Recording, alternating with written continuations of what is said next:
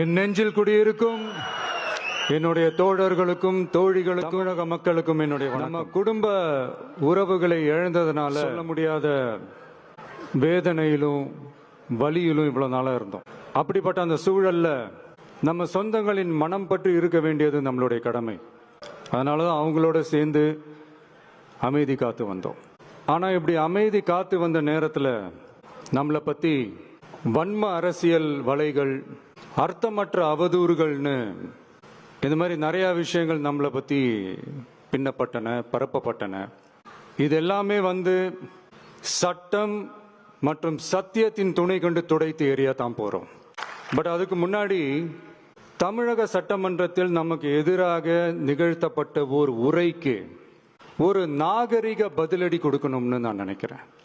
அரசியல் செய்ய விருப்பமில்லை, அரசியல் செய்ய விருப்பமில்லைன்னு அடிக்கடி சொல்ற முதல்வர் நம்மளை குறிப்பிட்டு பல்வேறு அவதூறுகளை பதிவு செய்வதன் வாயிலாக பெருந்தன்மையை பேரளவில் மட்டுமே பேசும் முதல்வர் 15/10/2025 அன்னைக்கு தமிழக சட்டமன்றத்தில் நமக்கு எதிராக பேசிய பேச்சில் எவ்வளவு வன்மத்தை கக்கியுள்ளார் என்பதையும், எப்படிப்பட்ட ஒரு அரசியல் செய்ய முயல்கிறார் என்பதையும் தமிழக மக்கள் உணராமலா இருப்பாங்க.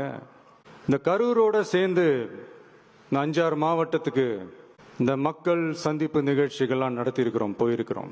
அங்கெல்லாம் இந்த லாஸ்ட் மினிட் வரைக்கும் எங்களுக்கு அந்த இடம் கொடுப்பாங்களா மாட்டாங்களா, பெர்மிஷன் தருவாங்களா மாட்டாங்களா, இப்படியே இழுத்து அடிச்சுக்கிட்டு இருப்பாங்க. நான் நாகப்பட்டினத்தில் சொன்னது மாதிரி தான், நாங்கள் ஒரு இடம் செலக்ட் பண்ணி கேட்போம், மக்கள் நல்லா ஸ்பேஷியஸாக நின்று பார்க்குற மாதிரி.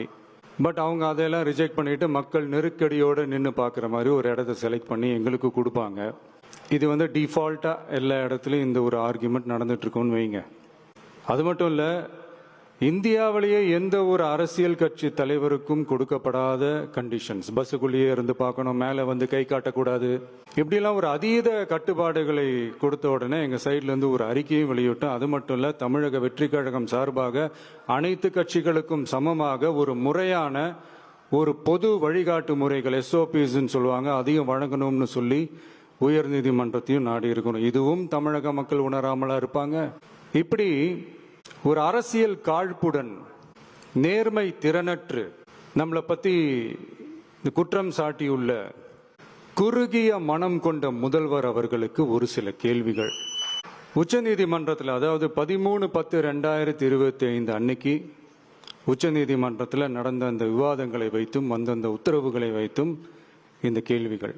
இப்படி பொய் மூட்டைகளா நம்மளை பத்தி இந்த அவதூறுகளை அவிழ்த்து விட்ட முதல்வர் அவர்களுக்கும் திமுக அரசுக்கும் சார்பாக கோடிகளை கொட்டி அமர்த்தப்பட்ட அறிவார்ந்த வழக்கறிஞர்கள், அவங்க இந்த கபட நாடக திமுக அரசோட தில்லுமுல்லுகளை தாங்கி பிடிக்க இயலாமல் உச்ச நீதிமன்றத்தில் திக்கு திணறி நின்றது முதல்வர் அவர்களுக்கு மறந்து விட்டதா?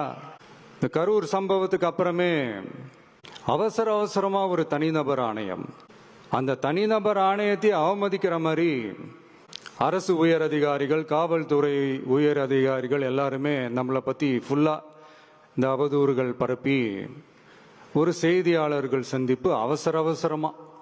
இதெல்லாம் ஏன் நடக்குது, எதுக்காக நடக்குது அப்படின்னு ஒட்டுமொத்த தமிழக மக்களும் கேள்வி கேட்க ஆரம்பிச்சாங்க.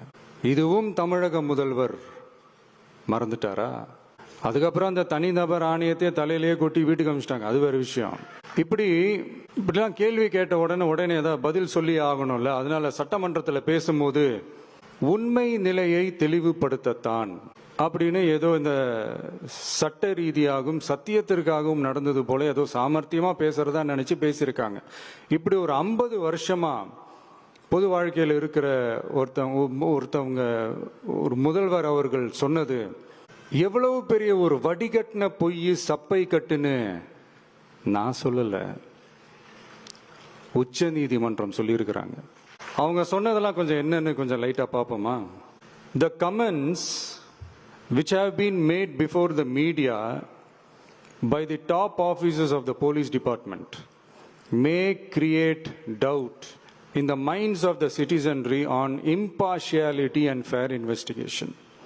The faith, trust of the general public on the process of investigation must be restored in the criminal justice system. அதாவது அரசு காவல் உயர் அதிகாரிகள் ஊடகங்களிடம் பேசியது என்பது பொதுமக்களிடையே நியாயமான விசாரணை நடக்குமா என்ற சந்தேகத்தை ஏற்படுத்தக்கூடும் என்றும், நியாயமான விசாரணை மூலமே அந்த சந்தேகத்தை மீட்டெடுத்தே ஆக வேண்டும் என்றும் உச்சநீதிமன்றம் தமிழக அரசின் தலையில் ஓங்கி நறுக்கு நறுக்கு நறுக்கு என்று கொட்டியதை முதல்வர் அவர்கள் மறந்துட்டாரா?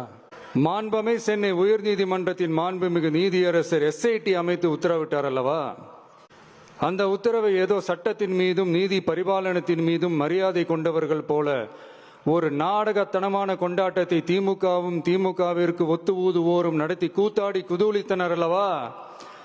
தாவேகாவிற்கு எதிராகவும் நமக்கு எதிராகவும் உயர்நீதிமன்ற மாண்புமிகு நீதியரசர் தீர்ப்பளித்து விட்டதாக விதந்தோதி விழா எடுத்தனர் அல்லவா? அந்த உத்தரவை குறித்து சொல்லும் போது எந்த ஆவணத்தின் அடிப்படையில் அந்த உத்தரவு அமைக்கப்பட்டது? நான் கேட்கல, உச்சநீதிமன்றம் கேட்டிருக்கிறாங்க. The judgment is completely silent about how learned single judge arrived at such a conclusion and what material was pursued by the court என்று உச்சநீதிமன்றம் உரத்த குரலில் கேள்வி கேட்டது.